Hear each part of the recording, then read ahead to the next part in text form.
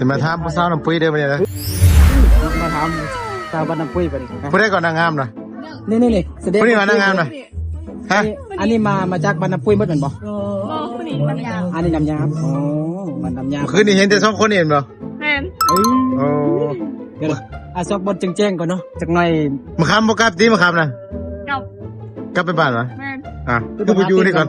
มองอื่นแต่เขาเห็น มือวันจันทร์เนาะ โดย มือวันจันทร์ โอ้บ่เป็นยังโรงเรียนน่ะเห็นอาจารย์เสียดมาก่อนอาจารย์ว่านักเรียนบ่มาไปโรงเรียนบ่ต้องไปก็ได้ว่าซั่น บ่เห็นแล้วนี่ก็คัดแล้ว แล้วนี่ก็ขาด โดย มื้อนี้ก็ขาดที่มันจะเป็นยังมื้อเดียวนึง เน้น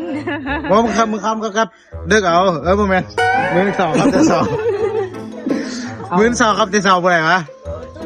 บ่ได้ บ่ได้ แฟนคำพูด โอ้คำลงอีกบ่ได้เรียนดีเด้เขาไม้นี่เนาะ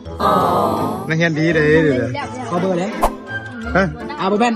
อ่ะ สิขอเบอร์อันอาจารย์นะเขาสิขอมาให้น้องกันลูกันลูอยู่ เอาเฟซเดี๋ยวบ่ ฮะ เฟซเดี๋ยวบ่ บอกไอซิคอเฟซอาจารย์หรือว่าเบอร์ก็ได้เบอร์อาจารย์นะไอซิคอให้น้องนะให้น้องค่าเรียนก่อน ไปสิขอเบอร์ กับไออุ้มกันนะไปสิขอเบอร์ ยอกเสียเด้อเนาะเดี๋ยวอาจารย์จะนัดคะแนนเลยเนาะ เดี๋ยวไป บ่นึกอะเคยสัมภาษณ์น้องกาลูแล้วแต่ว่า ทำเสือคนละฝากเหรอ เพื่อมีFC พวกเราอยู่กัน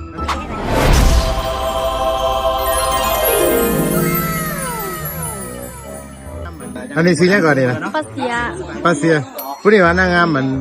แต่ที่นึงวะ น้องชื่อว่า ป้าส้มซื้อซื้อยังวะป้าเสียสิวะจักปีละ 14 3 โมง ประมาณมาแต่มือวานนี่สิบุญนะ เอาเงียน คือบ่หาอยู่จนหอดมืออื่นก่อน บ่สิกลับแล้ว โอ้แสดงว่าเป็นนักเรียนดีเลยทีเดียวผู้นี้เลยซื้อยังวะผู้นี้ มะนิลา นี่ล่ะป้าผู้นี้ก็คือผมไปแข่งนางงามกัน ไป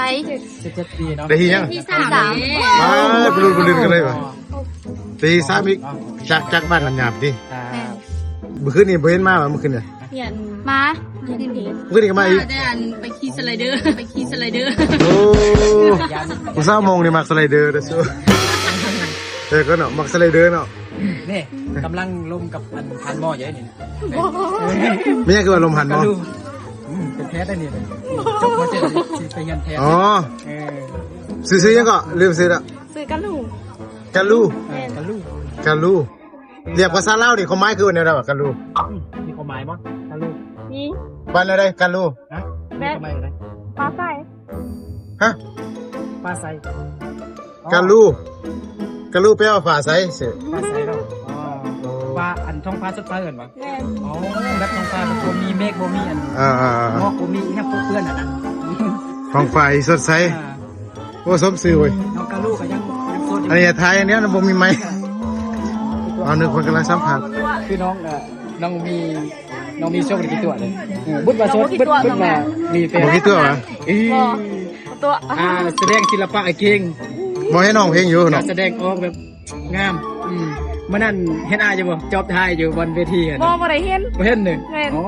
ตั้งใจแสดงเด้ก็เลยบ่เห็นเนาะน้องกาลูมา เป็น จาก เป็นกิจกรรมยังวะห้องเพลงแดสิว่าอยู่น้ำปุ้ยน่ะเห็นยังวะ แทงกิ๊บแทงฟอน แจ้งฟอร์ด โดย ห้องเพลงแดสิ แม่น ห้องเพลงแด โดย แต่ว่าอันบ่ได้ห้องสุด ฮะ บ่ได้ห้องสุด เป็นหยัง เป็นอันไสยันสะ โอ้